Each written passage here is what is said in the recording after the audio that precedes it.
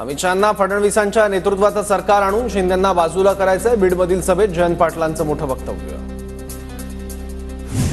अजित पवार गटातील बाबाजानी दुर्राणींची शरद पवार गटात घरवापसी। जे पवारांना सोडून गेलेले शून्य झाले, मी शून्य होण्याआधीच परतलो। बाबाजानी दुर्राणींची प्रतिक्रिया। अजित पवारांसोबत गेलेल्या अनेकांना वाटतं रस्ता चुकलाय, योग्य ठिकाणी काम करण्याची इच्छा असणाऱ्यांचं स्वागत। पक्षात घरवापसी करणाऱ्यांबाबत शरद पवारांची प्रतिक्रिया। आंब्याची आडी खराब होऊ देणार नाही, नासक्या आंब्याला खड्यासारखं बाजूला टाकणार, पवारांचं वक्तव्य। दादांकडचे कोणते आमदार घेणार, यावर पवारांनी स्पष्ट केली भूमिका। निवडणुकीआधी कोणी लाडकं नव्हतं, मात्र निवडणुकीनंतर सर्व लाडके झाले। जयंत पाटलांची महायुतीतील सरकारवर जोरदार टीका। सरकारने लाडकी सून योजना सुरू करावी, मंत्री दिलीप वळसे पाटलांच्या पत्नी किरण वळसेंची राज्य सरकारकडे मागणी।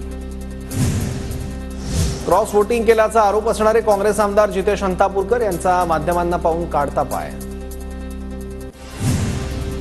अजित पवारांचे सुपुत्र जय पवारांचा बारामतीत दुचाकीवरून दौरा, कार्यकर्त्यांच्या गाठीभेटी तसंच लाडकी बहीण योजनेचाही जय पवारांनी घेतला आढावा।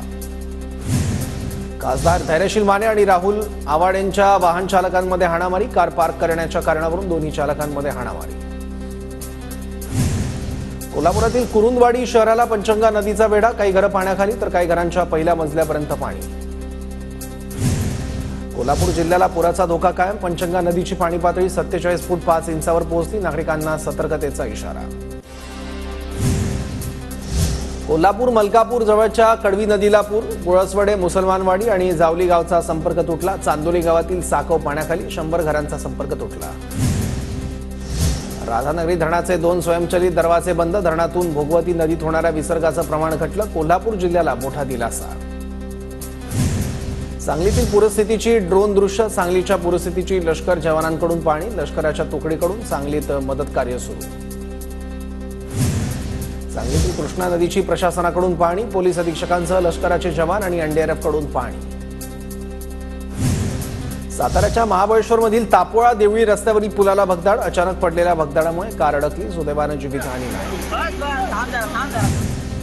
सातारा ठोसेघर मार्गावरील बोर्णे गावच्या हद्दीत घाटामध्ये रस्ता खचला, घाटातून प्रवास न करण्याचे प्रशासनाचं आवाहन।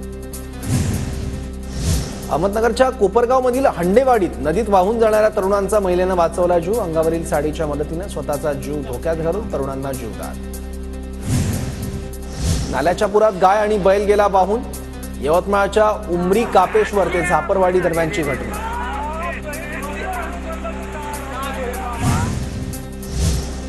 गडचिरोलीत अडकलेल्या पोलीस भरतीच्या विद्यार्थ्यांचं जिल्हा मुख्यालयात पोहोचवलं, पुरामुळे तालुका मुख्यालयात अडकले होते विद्यार्थी।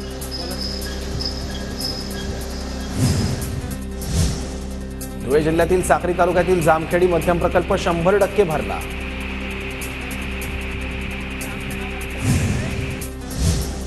नाशिकच्या इगतपुरीमधील भावली धबधब्याचं सौंदर्य खुललं, धबधबा पाहण्यासाठी पर्यटकांची गर्दी।